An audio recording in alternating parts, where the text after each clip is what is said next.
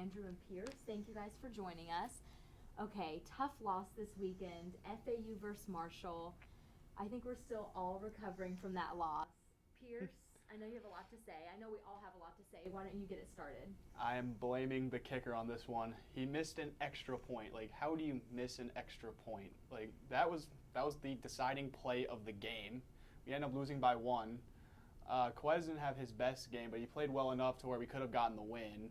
The defense played decently well, except the last drive where they let them get to, I think, the 20, so we can get a 35, 37-yard field goal.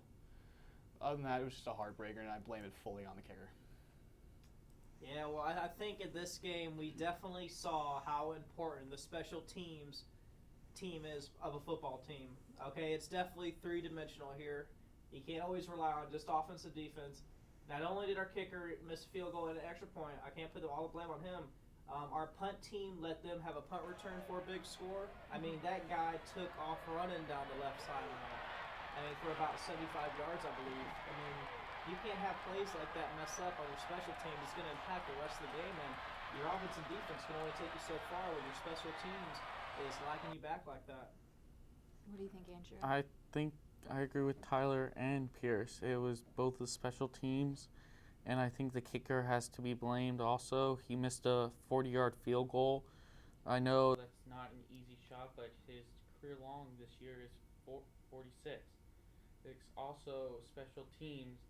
You give up that punt return, it was 0-0. All of a sudden, that punt return, now it's 7-0 them. And then we go in halftime 7-3 instead. Possibly we could win up 3-0. Yeah, and Andrew, let's address real quick how much more momentum a team can get from a special teams touchdown versus just a normal touchdown, like a punt block or a punt return touchdown. I mean, I saw that. I was sitting in the game just enjoying it and everything, and that happened, and you just felt just all the air come out of the stadium like a balloon. Especially because, we opened up we had an interception. Yes. So that, we had over 19,000 people in the stands. That really lifted the crowd. Everyone was cheering. That was a great way to start off the game. I think that our defense isn't getting enough credit. Marshall is averaging over 40 points a game. We held them to under 25. So, great defensive effort. I thought our offense did well. Really, Dukes did well. Quez had another great game. I think he continues to do well. But at the end of the day, I am going to blame it on the kicker because UAB, he had 3 blocked kicks. He had a missed field goal and a missed extra point. Now, I understand field goals. It's college. We're not in the NFL here. That's going to happen.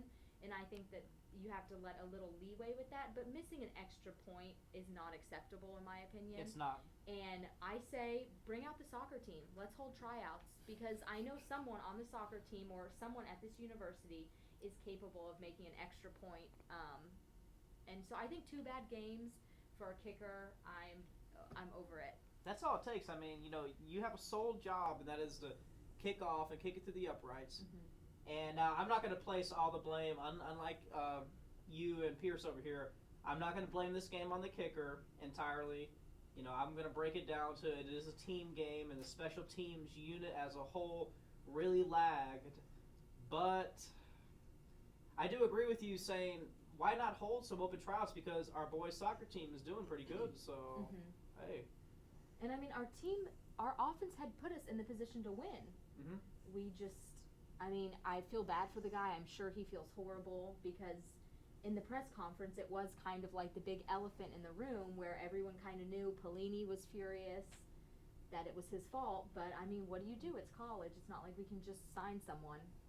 Yeah, honestly, the boys' soccer team idea was good, or even just bring out the freshman kicker who went to American Heritage. He's pretty good. I saw him play a couple times in high school. He has a leg on him, so why not just give him a chance? Yeah. I think, I know Pelini wanted to bring our punter, but he had an ankle injury. But I'm kind of thinking, he was able to punt okay, not as well as he had been. He had a couple bad punts, but, why not just go with that? Well, you don't think that your kicker's going to miss the extra point. That's what I think Pelini was obviously thinking. He probably thought, like we said last week on the show, he worked with that baseball coach to get his psyche back in order. I guess not enough. I mean, don't. I mean, we came back home and he messed up. It's not like how it's going to be next week when we're on the road at Auburn in front of 100,000 fans on the other team. You know, we're at home here, and Yeah. you're making these kind of mistakes. I mean, Yeah, 2 bad weeks in a row. I mean, it's obviously not good for his confidence. Now, as far as we're moving on with the season, of course, we've had a lot of rough losses. I think we could all agree this was probably the toughest. But now going forward, do you all think that we can be bowl eligible? I don't see it because we would have to go undefeated against everyone besides Auburn, and I just don't see it happening. This team psyche, I feel like, is not in a very good place right now after 2 tough losses in a row. Auburn's going to be tough because they're an SEC team and they just have better athletes than we do.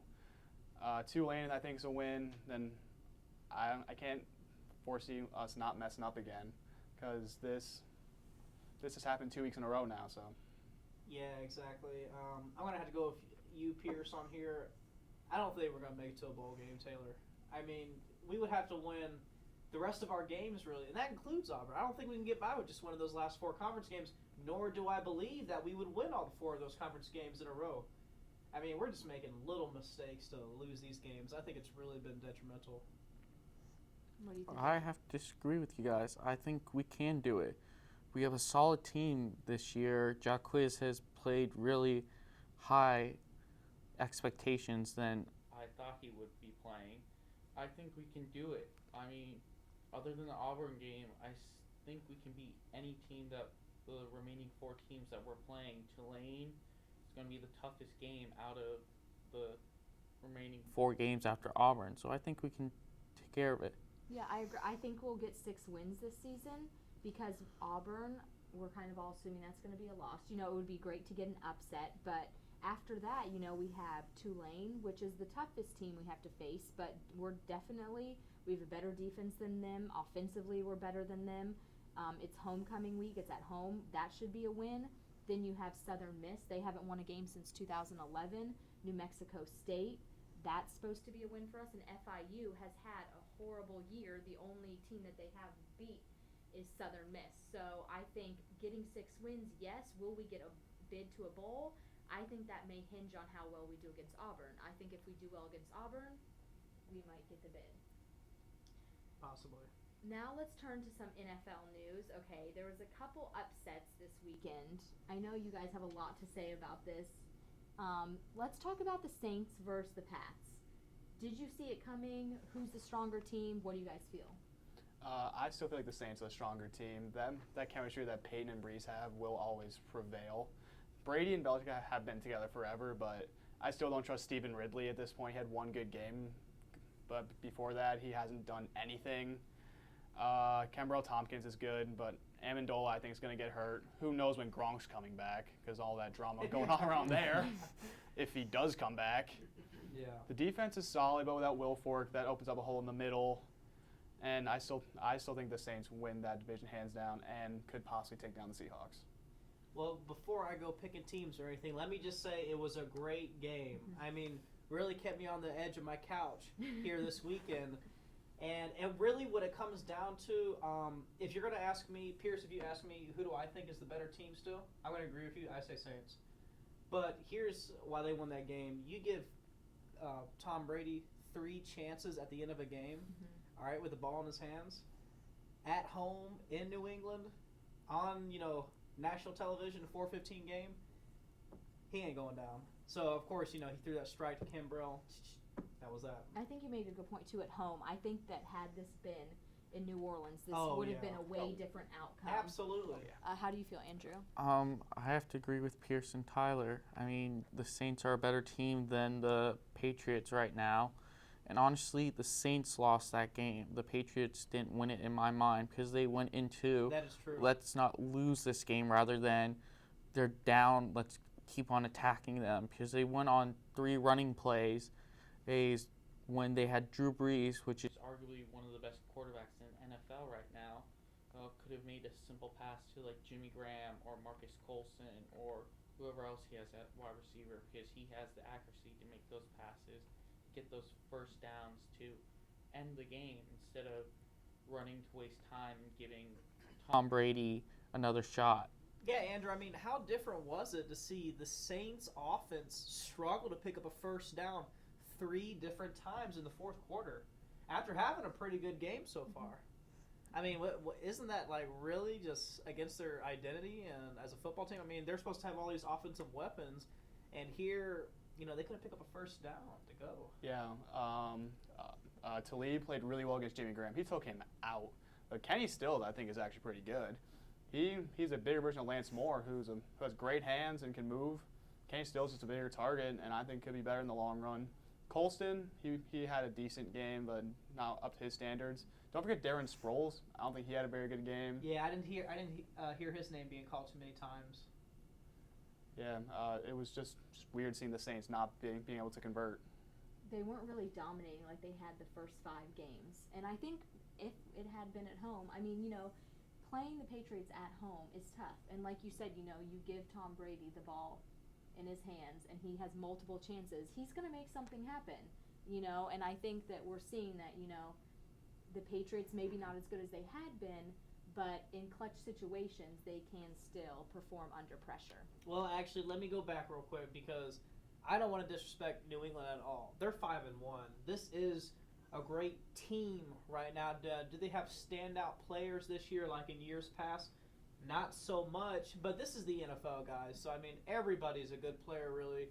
And, Bill Belichick is still the head coach up there in New England. So, I don't think the Patriots are going anywhere. We're going to be right back, folks. We're going to take a quick break, and then we're going to come back and talk about the Chiefs.